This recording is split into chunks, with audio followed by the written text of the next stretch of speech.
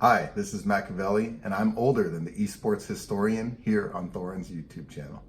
This video is brought to you in association with Gamer Subs, that delicious energy drink, sugar-free, nice little build-up, long plateau, nice smooth, calm down at the end. Only need one portion a day, serving's tiny, you get a tub that big of like 100, no filler. 10% off for my code Thorin, Thorin, at gamersubs.gg. Now, obviously, my AMA is one where people who are at the $10 or above tier can ask a question. As I always say, just people very rarely do it. If you're someone watching who used to be a patron and you didn't ask a question in a month or maybe ever, just reach out to me, send me a question now, and I'll include it in a future episode. Actually, I think I removed some of the other names, so we'll just do it without names for this particular one. If you were to make a top 10 duelers of all time list, would Vu be a shoo-in? I am interested in how you weigh up his career accomplishments.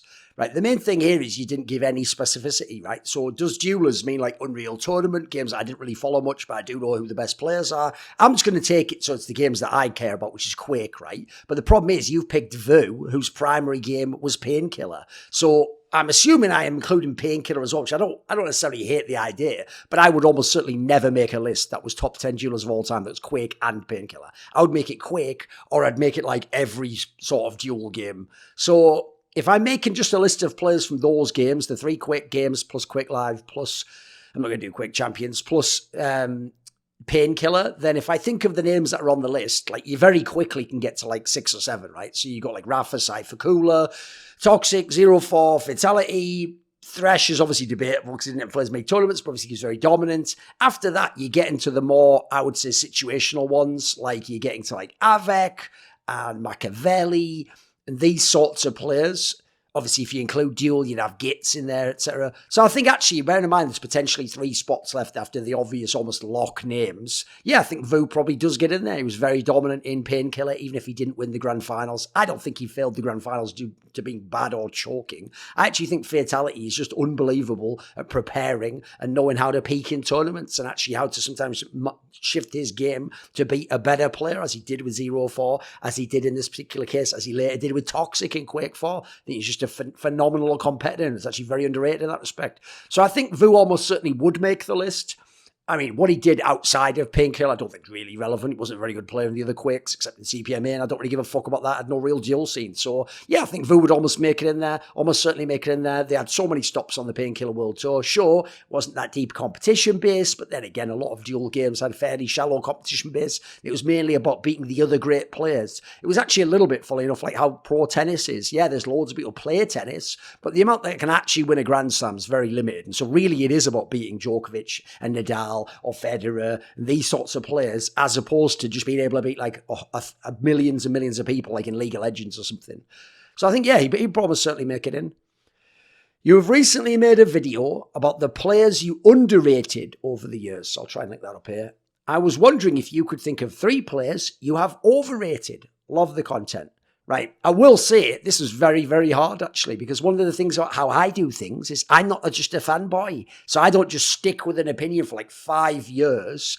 What happens usually is if the player doesn't perform to the level I thought they would, I start to temper my opinion and bring it down a notch and then start to track it as their career goes on. I think it's very rare you'll ever see that I'm like 6 months out on an opinion on a player, unless it's just someone who never plays at the top level, in which case, why would I be rating them higher? It seems almost like it doesn't make sense. But I thought of 3 that I think are good ones.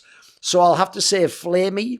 Part of the reason why is when he had his breakout in like the end of 2015, coming into 2016, he did look like the player who could be the second star to Guardian and looked like he could be amazing. Now, it turns out a lot of that does seem to be when Starix was not the IGL because he wasn't in the game, but he was essentially leading the team from the coach position when he could talk all the time. And it does seem, not like necessarily microed him, he just focused on him a lot and worked around him and knew that Guardian could take care of himself and the others are supportive elements, etc. So I think what you later found was Flamey never was that player. He just did it for a few tournaments and he just did it now and then. He was a streaky player, but that's all he ever was. And it's because from a little bit I got to know him in real life and from reading a lot of his interviews online, he seems like a guy who never had real massive confidence in himself and didn't see himself as this really skilled aimer that he could be. And so he didn't really play that aggressive for my money. And as a result, I don't think he was able to become the kind of player he could and maybe should have been. And I think you even saw in later teams, he usually wasn't even that good as a third star. Like you needed to actually have Simple or Guardian just be the best player in the world to even have a chance. So I think he just never really lived up to his potential. I think one of the wasted talents in CSGO just shows how it's about mentality as much as it's about skill. I think one name that does fit this has got to be JDM, the North American AWPer, because on CLG, it did look like he was really fucking good, like a top 5 AWPer in the world. And he would actually, I thought, overperform against international teams compared to most NA players. He had a lot of classic BO1s. When he even got to Liquid, when people say he failed and it wasn't that good a team, it certainly had problems as a team. But you saw when they had the others in place, Elysian and Twists, all of a sudden he was taking over games against SK Gaming, the #1 team in the world. He was putting up big maps against an Astralis or a VP. And he actually had some underrated performances in Team Liquid when he'd already been called a bust and it hadn't worked, because on paper, especially the Stanislaw line, it was IGL earlier that did fail. That was supposed to be like a star team, like a fucking super team. That was incredible how many stars you put onto that team, how many fraggers, and it just wasn't that good. Like, it just was the team that never came together. So I will say, I don't think he ever truly lived up to that. And when I look back now, because he was so woeful on the rifles, I do think actually that CLG heavily played around him in a way that Team Liquid couldn't and wouldn't have, and probably wouldn't have had sense to with the rifle core they had. And Team Liquid was never just an AWP team, really. That I do think I probably overrated him a bit, and I maybe just saw the upper curve of him, and I sort of bought high on that one. I actually think a name I can pick, because for the rest it's really tough. I think one that I would take is if you take ochs after the G2 Super Team. So we're talking like end of, let me see, it would be like early 2018, I'm guessing. Early 2018. Yeah, that's about right. Basically, in the Super Team, he was the IGL, so he definitely gave up ever being that skilled, etc. But when he first came back, when they got in the Existence lineup, and then later lineups when they were under Malek, and then going forwards until eventually, obviously not really in Vitality, done over it, but I'd say in that period, he would have games and he would have tournaments where you saw not just flashes, you'd see like 3 or 4 maps in a row where it was all ochs. Like, he was winning all the duels. He was winning all the clutches. He was mastering the mid-round. His aim looked crispy to the head. His pistols looked good. He could even secondary AWP. Like, that looked like, oh, mate, he's getting it back. He's got the drive again. He's going to become great again in the same way him and Kenny S had again and again and again, because their careers go like sine waves. They're never that far down, but they go like, I'm the contender for the best player in the world. Then I go down, maybe it's the top 10, top 20 player. Then I go back up again. And it looked like he was going to do it again, just like Kenny S did actually later, in my opinion. But then they all had the motivation issues, and sadly, I think ochs in the latter day now has just become a role player. He's still decent for a clutch or two, but he's not that skilled a player in terms of, he doesn't seem like he applies his game the same way, and it seems like he's almost at peace with who he is now, and just being sort of a legend who's just on a good team. He doesn't seem like he has the same fire, the same like crazy, he almost had like I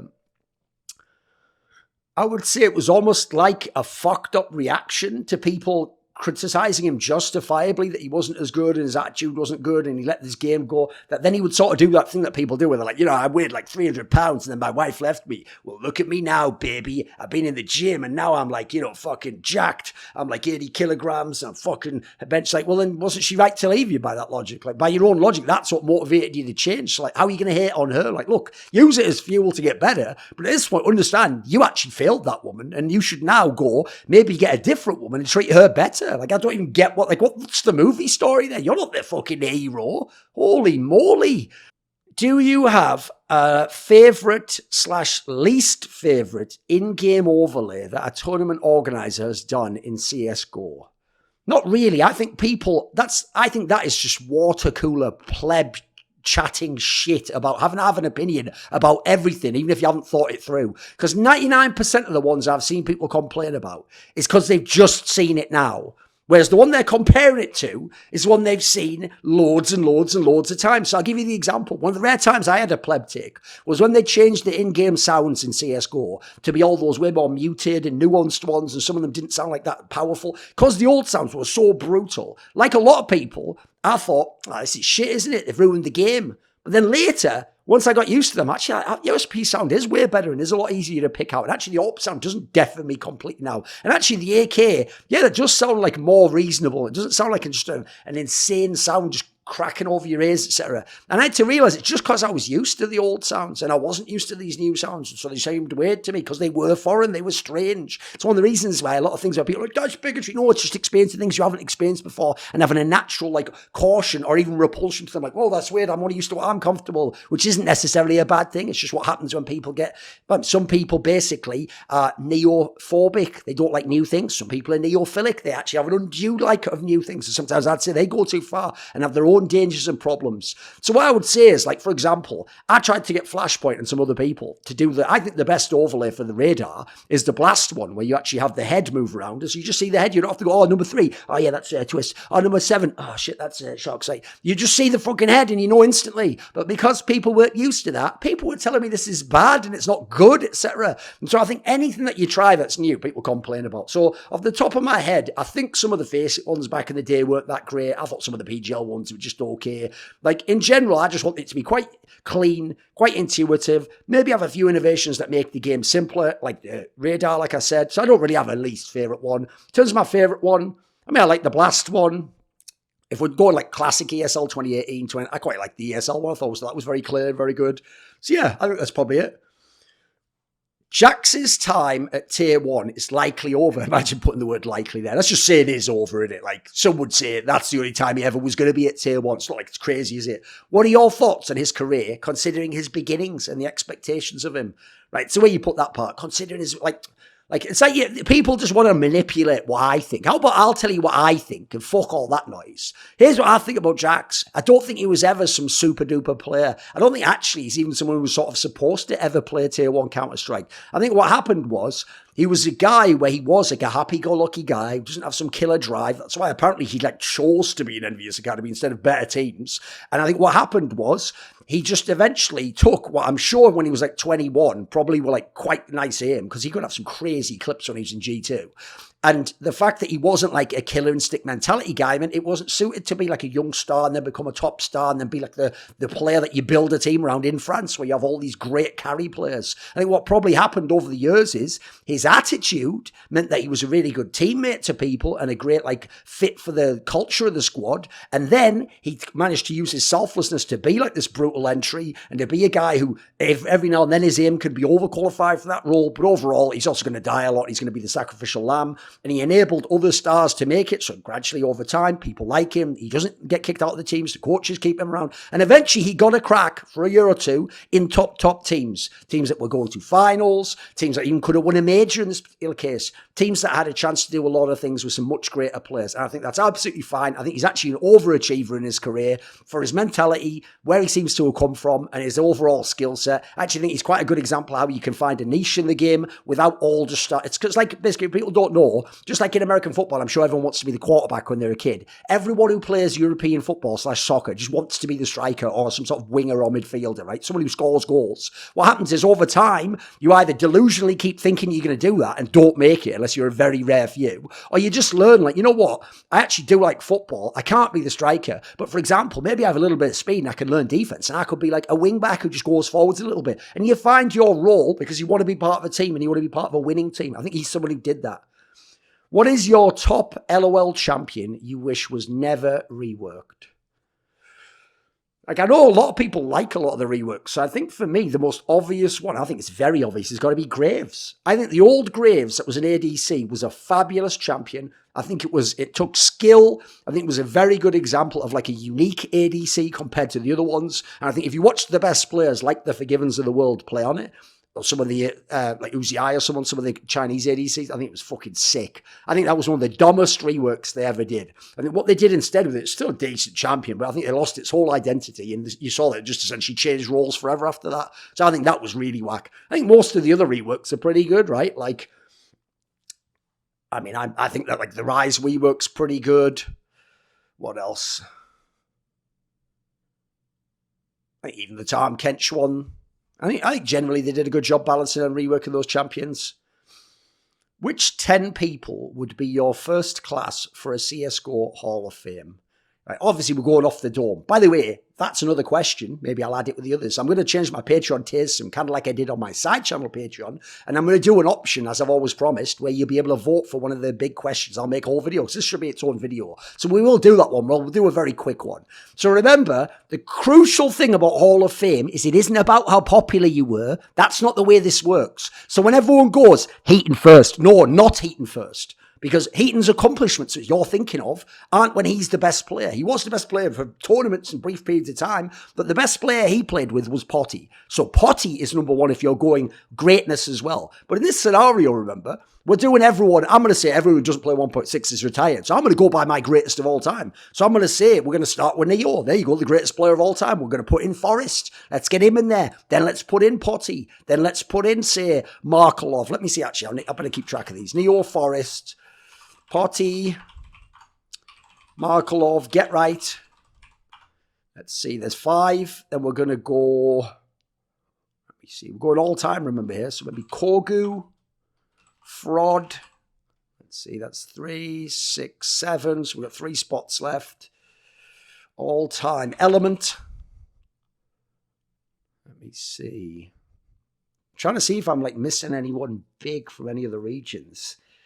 Because a lot of the other players that were really good probably don't get into the Hall of Fame, though, in the same way. Like, for example, Germany was more about teams. Okay, Denmark's got to have someone. So we'll probably say Wimp. Let me see that. 3, 6, 9. And I actually tempted to even put Trace as the 10th one there. So let me see. Neo, Forest, Potty, Markelov, Get Right, Kogu, Fraud, Element, Wimp, and Trace. And by the way, there's absolutely a case if you want to argue the fringes of this. Maybe someone like... No, I mean, it's tough. It's really tough when you're taking someone out. But like the other name that'll probably be contending for this spot is probably Edward from Narvi. I think these are a lot of the big names. Yes, you've got the Ruiz and the Reals of the world. Some of those, they didn't have the same careers. Spawn's a very, very good player, but not always the main carry. Obviously, there's loads of IGLs that could have got in here. Ave, Khan. But I think these are the ones that make the most sense because a lot of these also were just game-changer players that were absolutely unbelievable. I think that should probably be my first 10. Toast or rice for breakfast? I don't believe in breakfast. What I like to do is just fast throughout the period when you breakfast, and I don't break my fast. So I wouldn't have toast. I'm not a big fan of bread. I don't think it's great for you. Rice, I mean, it's not quite as bad as bread, and I also don't think it's that great for you. So that's not really my style neither. Not really a breakfast guy in that sense. Right, here's another one that'll probably be in the thing when I bring up the next Patreon tier. What are your top 10 Quake matches of all time? And what Quake deathmatch series would you recommend for someone who is only familiar with Quake duels? Right, he means team deathmatch, but he's just put deathmatch. Luckily, I can read the minds of my own fans, even when they're not giving me anything to work with. That's just the way luckily, I've got that skill set, I guess. So the problem with this is obviously to come off the dome with the top 10 matches of all time is fucking mental. So if you want like TDM series, the problem with that is you haven't said which Quake game, right? So in Quake World, there's a billion of them. Just go and watch any of like the EQL finals. Go look on DDK's channel when he's done a cast of a TDM final, maybe one with like Milton playing in it, or maybe one of the old ones with Slackers and Paradox. Any of these are probably going to be really good. Teams like Slackers, the Viper Squad. Who else are we talking about? Old school, obviously Flaming Fist, but it's probably too old school for you at this point in time. These are the sorts of teams you want to go back and look for. Because when people say that, like, recommend for someone who's, well, if you're not familiar, you're not going to get any of it anyway, are you? So, like, I don't know what you're hoping for. That would be like, which Andrei Tarkovsky movie would you recommend for someone who's only watched Marvel movies? Like, none? Zero? Like, nothing would be applicable. You're not going to get anything out of any of them. So, I mean, just start. And if you don't like it, you don't like it. Like, I'm not here to, like, hypnotize you. So, top 10 Quake matches of all time. We'll just go off the dome for this, shall we? So, I'll pick my favourite of all time, which is IEM4 Global Finals, Cooler versus Rafa. That was in 2010. Then we'll do QuakeCon 2010, which was the one between Cypher and Cooler. That was a classic. There's 2010. Which other ones are we going for here? Because part of the problem on this one is a lot of matches back in the day were BO1s. So it's a bit tricky to get the really good matches. Let's see. I mean, just the context of it. I think I've maybe got to go Fatality versus 0-4. Are you ready? when he beat him at QuakeCon 2002. That was a very shocking match. It was on DM6 even. That was one of the dude's maps, right? There's 3. Let's see some more here. Quick matches of all time. Because we probably should have something with Lexa in here, I feel like. Lexa, who could we take for that, though? Because Lexa, here's the problem. I can't remember, obviously, the tournaments, but maybe we're going ESWC 2003, Lexa versus Cooler semi-finals. Yeah, that makes sense. On ZTN specifically, because they were both masters of ZTN. It was the Russian map, if people don't know. There's 4. Technically, just says Quake matches, right? So I can go with anyone on this. I'll do Avec versus Toxic on... I can't remember the map, but it's the one in one of those like WSVG events in 2000, and I'm going to say it would be 6 or 7. So let's say could be 6, though, couldn't it? We'll say 6. I think it's 7, though. It's the one where basically Cooler gave him the pizza box idea on how to beat him, and that's where he was able to get the win on him. That was a pretty good one. Maybe it was 7 for that one. I think it was 6 was the year he almost never lost. Let's see, there's 5. What else could we go for here? We'll do Rafa versus Evil. QuakeCon 2016 final. It's a pretty easy one. Let's see, there's 3, there's 6. 4 more to go.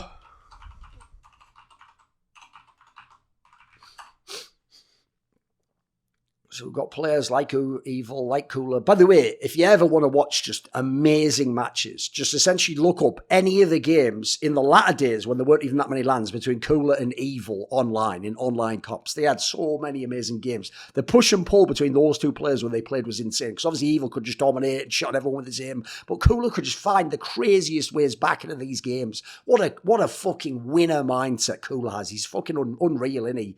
He's unreal. He reminds me of Federer in some ways, in the sense that, like, even when someone has established like a dominant game plan that can beat him, he still never gives up, and he still will find ways to just sometimes beat them, or sometimes make it way closer as any business being, and sometimes almost playing in spite of like disadvantages.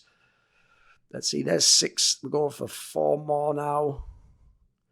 What else are we going to go? Because we've got to be some old school ones we can do here as well.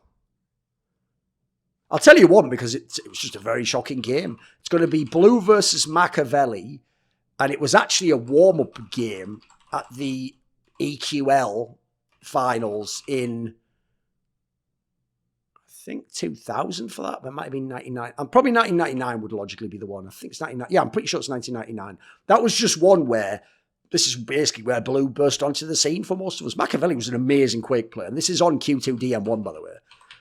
And Machiavelli comes back and beats him on Q2 DM3, which is more the tactical map. But man, this guy shows that I think he does like an air rocket on Machiavelli, just fucking sick rails. By the way, Blue's one of my favourite players of all time. So there we go. There's 1. We're on 7 now. 3 more to go. Let me think of some classic matches. Because the problem is, this is like top of all time. Like, Cooler had a lot in the latter days of like 2011 where he was just beating Avec just tactically, just outplaying Avec tactically in the game, which is just crazy to me. So there's one. Here's one from memory. We're going to do Avec versus Cypher. IEM 4 European Finals 2010. It's a really close match if you ever watched it. 2 more to go. What else? Got to be some Rafa versus Cypher in here somewhere, right? The problem is, I'm going to say Rafa versus Cypher, QuakeCon 2013 final. That was the one where Rafa does everything he can. He plays really well. It's the one where I've told the famous story that because he used to be in SK Gamer with me, this is when I've already left SK Gamer, I'm a team ace, so I'm going on to eventually work with On Gamers. I saw Rafa, and he was smiling in this tournament area, so I was like, dude, did you win the final? Because I knew he was playing Cypher, who was the better player at the time. And he was smiling, he's like, no. But you have to understand, like, he couldn't have done anything. Like, his LG was just unstoppable. And it was one of those games where, because Rafa was cool as fuck like this, Rafa could even fanboy over, like, how Cooler played in the IM final, where it was really close between them, and be like, dude, he did, like, an insane move like that. So, as a result, like, Rafa's just so chill. He even wasn't, like, just too good. No one could beat him that day. So, I think it's just one where you'll just see Cypher at, like, peak levels that almost no one's ever played at. And let's see, what else? It's 3, 6, 9. We'll do a 10th one. Is there a Quake one I'd like to put in here? Is there, though? Because I feel like there probably should be like a Thresh game in here, right? If we're going for some old school shit. Right, I don't really care about Thresh versus Immortal when he came back. Or some of this Thresh versus Billox, some fucking FFA player in the UK with a dodgy ass setup. If you're going for a classic, I mean, it's going to be too old for anyone to appreciate. But we'll do this. We'll go Thresh versus Reptile on, I think it was on DM2. I know he lost on DM2, so maybe, sorry, on DM2. I think it was DM4 he lost on. But I think maybe they rematched on DM6. So maybe that was DM6, the one I'm thinking. It's basically the one where he gets revenge. It's part of the legend of Thresh that you could come from the lower bracket over. That's a pretty good list of 10 right there. Again, it's sort of the topic I'd need a few hours to dive into, and I could really get you all the most classic matches of all time, couldn't I? So I'm almost certain I'll put that in my next thing. What are your favourite battle rap battles to rewatch? So that's an interesting detail, because it's not of all time, it's to rewatch. So we're going to go with some mega classics here. So we'll go with... Let's see. Right. I don't always do it, by the way. The whole battle has to be fire. So this is just one where people will know someone doesn't have a great round at one point and it costs them a chance. But if you watch Bender versus Sketch Menace, first of all, Sketch Menace actually has probably one of his best performances ever. But Bender is fucking won these first two rounds. Sadly dead now. Amazing fucking battle rapper. A guy who sadly had his own demons that held him back. But this is just unreal. This is a very good one. Let me think. I mean, along similar lines, Bender versus Immaculate was a classic from both. Both of them were mega in that one. Let me see. Because a lot of the ones that at the time were classics, like fucking some of the KOTD ones haven't aged that well. I'm easily going to go Fresco versus Thesaurus, I think. By the way, Thesaurus ended up being like a fatality. People laughed at him early because he was taking it too seriously. Then he just aged like fine fucking wine. So there's one for you. We'll go Soul versus Lopeshi, mainly for the Soul performance. Just unbelievable. Lopeshi versus... let me see. Who was that versus? Tantrum, I think, maybe? Lopeshi versus... That was on Grind Time we're talking about, so let's just check what that was. Yes, Lopeshi versus Tantrum, but all we're watching for that is the OT round of Lopeshi. Probably the best battle rap round of all time. Just an unbelievable one. We're going with like... as we should probably also have something in there, like something from... Smack battles, maybe. There's not that many that are as good as people think. Like they're usually pretty consistently good, but there are some that were amazing. So let me think. What would be a fucking really good one there? Like obviously Charlie Clips has had a lot that were really good. He was overrated sometimes. All right, I'll tell you what. How about Charlie Clips versus... Let's see. Who are we picking for this one? Hollow to Dawn. I think that would be an obvious one to do. Hollow was fucking sick in this battle, by the way. And that was a very good one. Who else are we going with this one? In general, I would say also if you find the best A-verb battles, basically, like, even though it was a gimmick, like the slow it down, not slow it down, like the fucking, it's showtime. Like that was actually fucking sick. Some of those, he really did like put some of the absolute haymakers in there, just fucking body bag people. That's probably another question, by the way, that could be like a extended one. Although I'd say it's probably better for my side channel. Maybe I'll do a video on this exact topic for my side channel at some point. This video was kindly supported by Ahmed Hadjou, Hades GOUD, Matt Pugnatio Rajcula, Adam Ochs, Animosity, Bot Pounder 420, Jensen Goh, Kovacevicd, Ord, Pacy, Tobias Bernasconi, Tosh, Tooorin, and as always, a special thanks goes out to my main man, Jerky's Minion. Would you like to suggest a topic or a guest for my content? Would you like to ask a question in one of those monthly AMAs where sometimes I roast people? Do you want teasers to find out who the guests are for upcoming shows and interviews I'm doing? Maybe you want to be part of one of those cool, lengthy esports discussions that I have. Well, if any of those perks sound tantalizing to you, put your money where your mouth is and join the Skrilluminati today, where via the Patreon link in the description box below.